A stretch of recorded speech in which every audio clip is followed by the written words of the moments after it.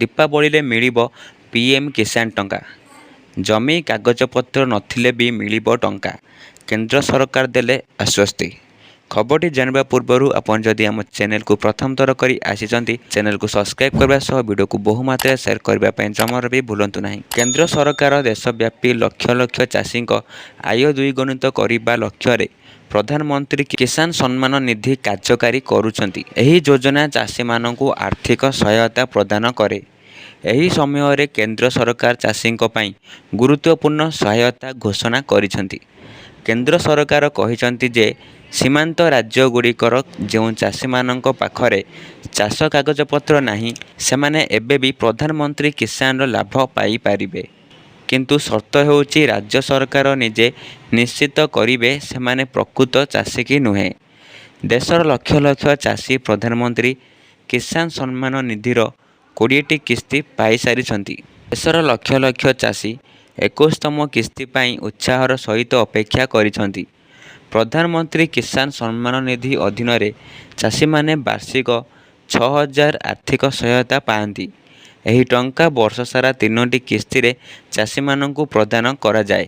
ପ୍ରତ୍ୟେକ କିସ୍ତିର ପରିମାଣ 2,000। ବାର୍ଷିକ 3ଟି କିସ୍ତି ଜାରି କରାଯାଏ। ଜାଣି ରଖନ୍ତୁ କେଉଁ ରାଜ୍ୟରେ ଚାଷୀମାନେ ପ୍ରଥମେ ଟଙ୍କା ପାଇବେ। ସାଧାରଣତଃ ଯେତେବେଳେ ପ୍ରଧାନମନ୍ତ୍ରୀ କିଷାନ ସମ୍ମାନ ନିଧି ପାଣ୍ଠି ଜାରି କରାଯାଏ, ସେତେବେଳେ ଏକକାଳୀନ ଦେଶର ସମସ୍ତ ଚାଷୀଙ୍କ ଆକାଉଣ୍ଟରେ ଜମା କରାଯାଏ। ତଥାପି ଏଥର ଆଶା କରାଯାଉଛି ଯେ ବନ୍ୟା ପ୍ରଭାବିତ ରାଜ୍ୟଗୁଡ଼ିକ ପ୍ରଥମେ ପ୍ରଧାନମନ୍ତ୍ରୀ କିଷାନ ସମ୍ମାନ ନିଧି କିସ୍ତି ପାଇପାରନ୍ତି। ପ୍ରକୃତରେ କେନ୍ଦ୍ର ସରକାର ସମ୍ପ୍ରତି ସୂଚାଇ ଦେଇଛନ୍ତି ଯେ ପରବର୍ତ୍ତୀ କିସ୍ତି ଖୁବ୍ ଶୀଘ୍ର ଜାରି କରାଯିବ।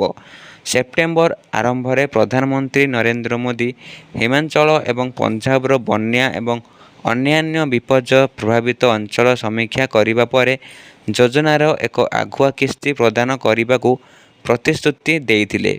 ଏହି ଆଗୁଆ ପ୍ରଦାନ ବନ୍ୟା ପ୍ରଭାବିତ ଚାଷୀମାନଙ୍କୁ ସମୟୋଚିତ ସହାୟତା ପ୍ରଦାନ କରିବା। ଏହି ପଦକ୍ଷେପ ଚାଷୀଙ୍କ ଆର୍ଥିକ ବୋଝ ହ୍ରାସ କରିବ। ବନ୍ୟା ପ୍ରବଣ ଅଞ୍ଚଳରେ ରିଲିଫ୍ ପଦକ୍ଷେପ ସ୍ୱରୂପ 21ତମ କିସ୍ତି ଶୀଘ୍ର ପ୍ରଦାନ କରାଯିବ ବୋଲି ଆଶା କରାଯାଉଛି। ଯଦି ଏହା ହୁଏ, ତେବେ 21 ଅକ୍ଟୋବର 2025ରେ ଦୀପାବଳି ପୂର୍ବରୁ ଚାଷୀଙ୍କ ଆକାଉଣ୍ଟରେ ଟଙ୍କା ଜମା ହୋଇଯିବ। ଏହି ଆଗୁଆ ପ୍ରଦାନ ବନ୍ୟା ପ୍ରଭାବିତ ଚାଷୀମାନଙ୍କୁ ସମୟୋଚିତ ଆର୍ଥିକ ସହାୟତା ସୁନିଶ୍ଚିତ କରିବ। ଏହି ପଦକ୍ଷେପ ପାର୍ବଣ ଋତୁରେ ଚାଷୀଙ୍କ ଆର୍ଥିକ ଚାପକୁ ହ୍ରାସ କରିବ।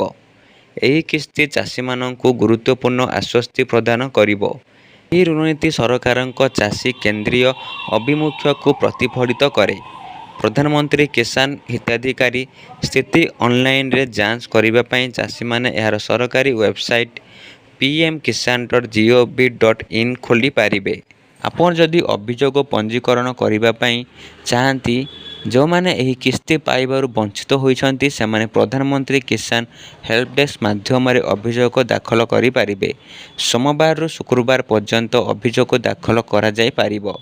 ଅଭିଯୋଗ କରିବା ପାଇଁ pmkisan.ict@gov.inକୁ କିମ୍ବା pmkisan-funds@gov.in ଇମେଲରେ ପଠାଯାଇପାରିବ। ପିଏମ୍ କିଷାନ ହେଲ୍ପଲାଇନ ନମ୍ବର 01124300606 କଲ୍ କରାପାରିବେ। ଏହିପରି ଲାଟେଷ୍ଟ ଖବର ପାଇଁ ଆମ ଚ୍ୟାନେଲକୁ ସବସ୍କ୍ରାଇବ୍ କରିବା ସହ ଭିଡ଼ିଓକୁ ସେୟାର କରିବା ପାଇଁ ଜମାରୁ ବି ଭୁଲନ୍ତୁ ନାହିଁ।